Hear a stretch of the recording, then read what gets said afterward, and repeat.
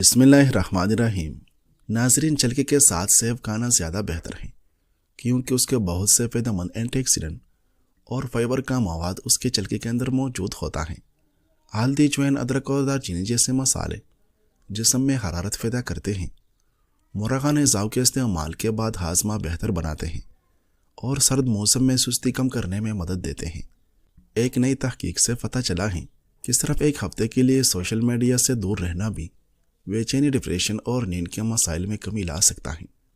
سونف کو رات بھر پانی میں بھگو کر اس کا پانی پینا نہایت ہی مفید ہوتا ہے کیونکہ یہ ہاضمے کے نظام کو بہتر کرتا ہے۔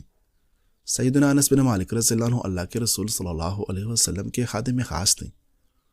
انہوں نے 10 سال تک آپ صلی اللہ علیہ وسلم کی خدمت کی ہے۔ یہ اللہ کے رسول صلی اللہ علیہ وسلم کے ساتھ ساتھ رہتے تھے۔ بیان کرتے ہیں، ایک مرتبہ ایک دیہاتی آیا اور آپ صلی اللہ علیہ وسلم کی چادر اتنی زور سے کھینچی کہ آپ کے مبارک کندھے پر نشان پڑ گئے۔ دیہاتی نے اس پر بس نہیں کیا بلکہ نہایت بدتمیزی سے کہنے لگا، اے محمد صلی اللہ علیہ وسلم، میرے ان 2 اونٹوں پر اللہ کا دیا ہوا مال و دعا دیں۔ اور ساتھ ہی کہنے لگا، ہاں سن اے محمد، یہ مال نہ تیرا ہے نہ تیرے باپ کا۔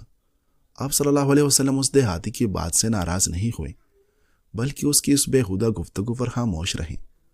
تھوڑی دیر بعد آپ صلی اللہ علیہ وسلم نے اس دیہاتی کو مخاطب ہو کر فرمایا، سنو، مال تو اللہ تعالیٰ کا دیا ہوا ہے اور میں اس کا بندہ ہوں، لیکن یہ جو تم نے مجھ سے بدتمیزی کی ہے اس کا بدلہ تو لیا جا سکتا ہے۔ اس کے جواب میں وہ دیہاتی کہنے لگا، آپ کی بات تو درست ہے مگر میں جانتا ہوں کہ آپ ایسا نہیں کریں گے۔ اللہ کے رسول صلی اللہ علیہ وسلم نے اس سے پوچھا، آخر کیوں؟ دیہاتی نے کہا، انک لا تکافی بالسیئۃ السیئۃ، اس لیے کہ آپ برائی کا جواب برائی سے نہیں دیا کرتے۔ اللہ کے رسول صلی اللہ علیہ وسلم نے اس دیہاتی کا جواب سنا تو مسکرا دی، پھر حکم دیا کہ اس کے ایک اونٹ پر جو اور دوسرے پر کھجوریں لا دی جائیں۔ اللہ کے رسول صلی اللہ علیہ وسلم مکہ مکرمہ سے ہجرت کر کے مدینہ طیبہ تشریف لے جا رہے تھے۔ آپ صلی اللہ علیہ وسلم کے ہمراہ سیدنا ابوبکر صدیق رضی اللہ عنہ، ان کے غلام عامر بن فہیرہ اور اس قافلے کے گائیڈ عبداللہ بن ارقید تھے۔ یہ قافلہ جب بنو مدلج کے علاقے قدیر سے گزر رہا تھا تو اسے بنو مدلج کے سردار سراقہ بن مالک نے روکنے کی ناکام کوشش کی تھی۔ لمبے قد کا یہ سردار بہت بڑا شاہ سوار تھا۔ اسے قریش کے اعلان کی خبر مل چکی تھی کہ جو شخص معاذ اللہ رسول اللہ صلی اللہ علیہ وسلم کو زندہ یا مردہ حالت میں پکڑ کر لائے گا اسے 100 اونٹوں کا انعام ملے گا۔ سراقہ انعام کے لالچ میں پیچھا کرنے لگا۔ اس نے فال بھی نکالی جس کا نتیجہ اس کی خواہش کے برعکس نکلا۔ پال کے مطابق قافلے کے پیچھے جانے میں اسے کوئی فائدہ نہ تھا مگر اسے تو 100 اونٹوں کے انعام کی ہوس نے اندھا کر دیا تھا۔ اس نے فال کو نظر انداز کر دیا۔ جب سراقہ پیچھا کرتے کرتے اللہ کے رسول صلی اللہ علیہ وسلم تک پہنچ گئے تو اللہ کے رسول کی زبان مبارک سے نکلا، اللہم اکفناہ بما شئت، اے اللہ تو جیسے چاہے ہمیں اس سے بچا لیں۔ ادھر اللہ کے رسول صلی اللہ علیہ وسلم کی زبان سے یہ کلمات نکلے، ادھر سراقہ کے گھوڑے کے اگلے دونوں پاؤں سخت زمین میں دنس گئے اور وہ لڑکڑا کر گر پڑا۔ اس نے متعدد مرتبہ پیچھا کرنے کی کوشش کی مگر ناکام رہا۔ اب اس کے دل میں یہ بات بیٹھ گئی کہ جو بھی اس قافلے کا پیچھا کرے گا وہ برباد و ہلاک ہو جائے گا۔ اس کو یقین ہو گیا کہ محمد صلی اللہ علیہ وسلم غالب ہو کر رہے گی۔ سراقہ امان کا طلبگار ہوا جو اسے مل گئی۔ سراقہ نے کہا، اکتب لی کتابا یکون بینی و بینک آیا، میرے لیے پروانہ عمل لکھ لیجیے جو میرے اور آپ کے درمیان نشانی کے طور پر رہے گا۔ رسول اللہ صلی اللہ علیہ وسلم نے سیدنا ابوبکر صدیق رضی اللہ عنہ کے غلام عامر بن فہیرہ کو حکم دیا کہ سراقہ کو امان نامہ لکھ دو۔ سراقہ نے اللہ کے رسول صلی اللہ علیہ وسلم کو قریش کے عزائم اور 100 اونٹوں کے نام کے بارے میں آگاہ کیا۔ آپ صلی اللہ علیہ وسلم کو زاد راہ اور ساز سامان کی پیشکش کی مگر آپ صلی اللہ علیہ وسلم نے کسی بھی قسم کا سامان لینے سے انکار کر دیا اور صرف یہ فرمایا، ہمارا بارے میں رازداری سے کام لینا۔ سراقہ نے یہ امان نامہ سنبھال کر رکھا ہوا تھا۔ اللہ کے رسول صلی اللہ علیہ وسلم غزوہ حنین کے موقع پر جرانہ میں قیام فرما تھے۔ انصار صحابہ کرام کی ایک جماعت اللہ کے رسول صلی اللہ علیہ وسلم کا پہرا دے رہی تھی تاکہ اجازت کے بغیر کوئی آگے نہ جا سکے۔ بنو مدلج کا یہ سردار تمام رکاوٹوں کو عبور کرتا ہوا آگے بڑھ رہا تھا۔ صحابہ کرام رضی اللہ عنہ اسے روکنے لگے، الیک الیک ماذا ترید، ارے ارے کہاں جاتے ہو، کیا چاہتے ہو؟ سراقہ کی یہ شان ہے کہ اس نے وہی امان نامہ اپنے جیب سے نکالا۔ ادھر اللہ کے رسول صلی اللہ علیہ وسلم بھی اس کی آواز سن رہے تھے۔ اس نے اپنے دونوں انگلیوں میں اس دستاویز کو بلند کیا اور قدرے اونچی آواز میں کہنے لگا، یا رسول اللہ، میں ہوں سراقہ بن مالک بن جاشم، اور یہ رہی میرے دستاویز۔ اللہ کے رسول صلی اللہ علیہ وسلم نے سراقہ کی طرف دیکھا۔ آپ کے چہرے پر مسکراہٹ تھی۔ وہ وقت یاد آ گیا جب قدیر کے علاقے میں اس سردار نے ان کا پیچھا کیا تھا۔ سراقہ اللہ کے رسول صلی اللہ علیہ وسلم کے قریب ہوا، آپ کو سلام کیا اور اسلام قبول کر لیا اور صحابی ہونے کا شرف حاصل کر لیا۔ سراقہ نے اللہ کے رسول صلی اللہ علیہ وسلم سے ایک سوال کیا، اللہ کے رسول، میں اپنے اونٹوں کے لیے حوضوں میں پانی بھرتا ہوں، میرے اونٹوں کے علاوہ دیگر لوگوں کے اونٹ بھی وہاں آ جاتے ہیں، اگر میں ان کو بھی پانی پلاؤں تو کیا میرے لیے اجر ہے؟ اللہ کے رسول صلی اللہ علیہ وسلم نے ارشاد فرمایا، فی کل ذات کبد رطبۃ اجر، ہر جاندار چیز کے ساتھ بلائی کرنے میں اجر و ثواب ہے۔ ناظرین، علی رضی اللہ عنہ کی طرف منسوب قول ہے، ان اللہ یکذب الحب فی قلوبنا فلا تسأل محبا لماذا احببت۔ اللہ تعالی ہمارے دلوں میں محبت ڈالتا ہے تو تم کسی محبت کرنے والے سے یہ مت پوچھو کہ تم کس لیے محبت کرتے ہو۔ ارسطو کا کہنا ہے، میں نے کوے اور کبوتر کو ایک ساتھ بیٹھے دیکھا تو سوچ میں پڑ گیا کہ یہ ساتھ کیوں بیٹھے ہیں، حالانکہ کوا الگ جنس رکھتا ہے اور کبوتر الگ جنس کا ہے۔ پھر جب وہ دونوں اڑے تو معلوم ہوا کہ دونوں لنگڑے ہیں۔ ان دونوں کے لنگڑے پن نے ان کو ایک ساتھ جمع کر دیا ہے۔ دونوں کے درمیان صرف لنگڑا پن کی وجہ سے کشش پیدا ہو گئی ہے۔ اہل عرب کہتے ہیں، الجنس یمیل الی الجنس، جنس اپنے جیسی جنس کی طرف ہی مائل ہوتی ہیں۔ علی رضی اللہ عنہ کے بارگاہ میں کچھ لوگ دوڑتے آئے کہ ہمارے 6-7 ماہ کا بچہ چھت پر چڑھ گیا ہے۔ جب ہم اس کو پکڑنے کو دوڑتے ہیں تو وہ آگے کی طرف بھاگتا ہے، جب رکتے ہیں تو وہ بھی رک جاتا ہے، ہمیں ڈر ہے کہ وہ نیچے گر جائے گا۔ علی رضی اللہ عنہ نے فرمایا کہ تم اپنے ساتھ کوئی بچہ لے جاؤ، جب وہ اس کو دیکھے گا تو اس کی طرف دوڑے گا، کیونکہ جنس اپنی جنس کی طرف مائل ہوتی ہے۔ ایک بار ارسطو اپنے متب میں پہنچا اور خادم کو کہنے لگا کہ فلاں موجود مجھے کھلاؤ۔ خادم نے کہا، جناب وہ تو پاگلوں کی دوائی ہے۔ ارسطو نے کہا، راستے میں آتے وقت ایک پاگل شخص آ کر میرے گلے لگ گیا تھا، میرے اندر کچھ پاگل پن کے جراثیم ہیں، اس لیے وہ مجھ سے آ کر گلے لگ گیا تھا۔ ناظرین، ایک مرتبہ حضرت خضر علیہ السلام دریا کے کنارے بیٹھے تھے۔ اتنے میں کسی سائل نے آ کر ان سے سوال کیا کہ میں آپ سے اللہ کے واسطے سوال کرتا ہوں، مجھے عنایت فرمائیں۔ یہ سن کر حضرت خضر علیہ السلام پر بے ہوشی طاری ہو گئی۔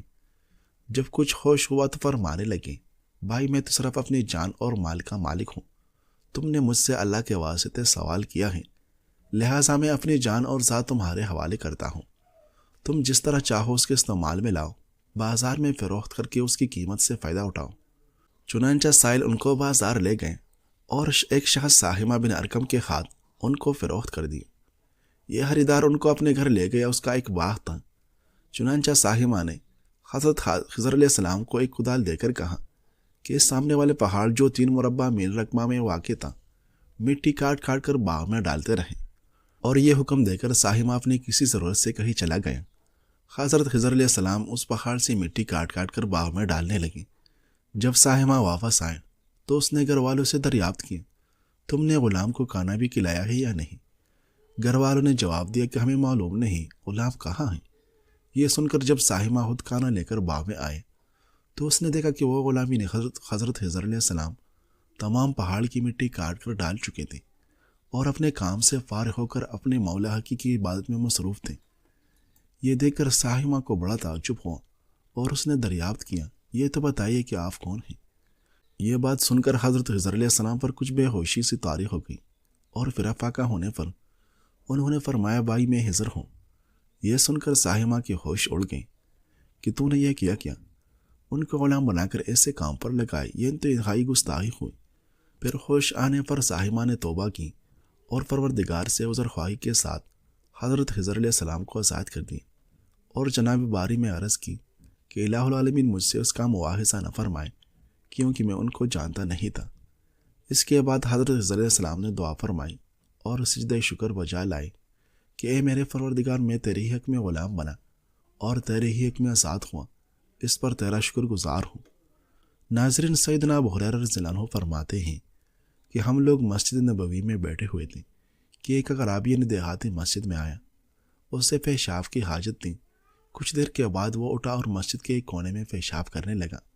مسجد اس زمانے میں کچی تھی، اس پر کھجور کی ٹہنیوں سے چھت ڈالی ہوئی تھی۔ صحابہ کرام نے اسے دیکھا تو کہنے لگے، ماہ یعنی یہ تم کیا کر رہے ہو؟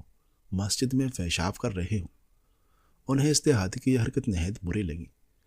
ادھر اللہ کے رسول صلی اللہ علیہ وسلم نے صحابہ کرام سے فرمایا، پیشاب کرنے کے دوران اسے پریشان نہ کرو، اسے چھوڑ دو، اسے پیشاب کرنے دو۔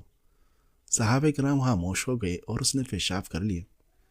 جب وہ فارغ ہوا تو نبی کریم صلی اللہ علیہ وسلم نے اسے بلایا اور فرمایا، میرے عزیز بھائی، ان هذه المساجد لا تصلح لشيء من هذا البول والقذر۔ دیکھو، ان مساجد میں پیشاب کرنا یا گندگی پھیلانا جائز نہیں۔ انما هي لذکر اللہ عز وجل والصلاة وقراءة القرآن۔ یہ تو صرف اللہ رب العزت کے ذکر، نماز اور قرآن کریم پڑھنے کے لیے بنائی گئی ہیں۔ ابن ماجہ میں صحیح حدیث کے ساتھ یہ بھی ہے کہ یہ دیہاتی اللہ کے رسول صلی اللہ علیہ وسلم کے حسن سلوک سے اتنا متاثر ہوا کہ کہنے لگا، بے ابی و امی، میرے ماں باپ آپ پر قربان ہوں، آپ صلی اللہ علیہ وسلم نے نہ مجھے ڈانٹا نہ گالی دی۔ اللہ کے رسول صلی اللہ علیہ وسلم نے صحابہ کرام کو حکم دیا کہ پانی کا ڈھول لے کر آؤ اور اسے اس پیشاب والی جگہ پر بہا دو۔ دیہاتی اللہ کے رسول صلی اللہ علیہ وسلم کی اس اخلاق اور محبت سے اس قدر متاثر ہوا کہ وہ اللہ کے رسول صلی اللہ علیہ وسلم کے لیے دعا کرنے لگا۔ وہ ایک دیہاتی تھا، دعا کے آداب سے ناواقف تھا، مگر ایک ہی ملاقات میں اللہ کے رسول صلی اللہ علیہ وسلم سے شدید محبت کرنے لگا۔ اور محبت کا یہ انداز کہ سیدنا ابو ہریرہ رضی اللہ عنہ فرماتے ہیں کہ وہ کہتا ہے، اللہم ارحمنی و محمدن ولا ترحم معنا احدن۔ اے اللہ، مجھ پر اور محمد صلی اللہ علیہ وسلم پر رحم فرما اور ہمارے علاوہ کسی اور پر رحم نہ کرنا۔ اللہ کے رسول صلی اللہ علیہ وسلم نماز پڑھ رہے تھے۔ نماز سے فارغ ہوئے، آپ اس کی دعا سن چکے تھے۔ آپ صلی اللہ علیہ وسلم نے مسکراتے ہوئے فرمایا، لقد حجرت واسعا، تم نے تو اللہ کی وسیع رحمت کو سکیڑ دیا۔ جبکہ اللہ رب العزت فرماتا ہے، وَرَحْمَتِي وَسِعَتْ كُلَّ شَيْءٍ، میری رحمت تو اس قدر وسیع ہے کہ اس نے ہر چیز کو ڈھانپ کر رکھا ہے۔ ناظرین، سردیوں میں وزن بڑھانے سے روکنے اور چربی گلانے والے دیسی مشروبات، سونف کی چائے۔ سونف کا مشروب پیٹ کی گیس، بوجھل پن کم کرتا ہے، یہ ہاضمہ بھی بہتر بناتا ہے۔ پسی ہوئی سونف گرم پانی میں ڈال کر 4 منٹ کے لیے بھگوئے اور پی لیں۔ دارچینی اور شہد کا مشروب۔ دارچینی خون میں شکر کی سطح کو متوازن رکھتی ہے، جس سے اچانک بھوک لگنے کے امکانات کم ہوتے ہیں۔ صبح اس مشروب کا استعمال توانائی متوازن رکھتا ہے۔ نیم گرم پانی میں دارچینی پاؤڈر اور تھوڑا سا شہد شامل کر لیں اور اب اسے چسکیوں کے ساتھ پئیں۔ جوائن اور زیرے کا گرم پانی۔ جوائن اور زیرے کا استعمال نظام ہاضمہ کو فعال کرتا ہے، گیس اور افار کم کرتا ہے اور میٹابولزم بہتر بناتا ہے۔ 1 چمچ جوائن اور 1 چمچ زیرہ پانی میں ابال کر نیم گرم حالت میں پی۔ ناظرین، ناریل جسم کو کیلشیم جیسے معدنیات جذب کرنے میں مدد دیتا ہے، جس سے ہڈیاں مضبوط ہو جاتی ہیں۔ ایک تحقیق میں بتایا گیا ہے کہ شوگر فری اشیاء میں استعمال ہونے والا ایک عام مصنوعی مٹاس جگر کی مہلک بیماری کے خطرات میں اضافہ کر سکتا ہے۔ محققین نے دریافت کیا ہے کہ جو لوگ مکھن یا دیسی گھی کا سب سے زیادہ استعمال کرتے ہیں، ان میں کم مکھن یا دیسی گھی کھانے والوں کی نسبت کسی بھی وجہ سے موت کا خطرہ 15% زیادہ ہوتا ہے۔ دوسری جانب مکی، زیتون، بیجوں اور دیگر پودوں سے حاصل کردہ تیل کا استعمال انسان کو صحت مند بناتا ہے۔ روزانہ خوراک میں 10 گرام نباتاتی تیل کا اضافہ کینسر سے موت کے خطرے کو 11% اور دل کی بیماریوں سے موت کے خطرے کو 6% تک کم کر دیتا ہے۔ اگر آپ زیادہ تر وقت کرسی پر بیٹھ کر کام کرتے ہیں یا گھر سے کام کر رہے ہیں تو یہ جاننا ضروری ہے کہ طویل عرصے تک بیٹھنا صحت کے لیے کتنا نقصان دہ ہے۔ ڈاکٹرز کے مطابق شام کو اپنے 10,000 قدم مکمل کرنا طویل بیٹھنے کے نقصان کو ختم نہیں کرتا۔ ماہرین نے مشورہ دیا کہ ہر 45 یا 60 منٹ بعد کھڑے ہوں، جسم کو کھینچنے والی سادہ ورزش کریں، کیونکہ یہ خون کو دل کی طرف واپس دھکیلتے ہیں۔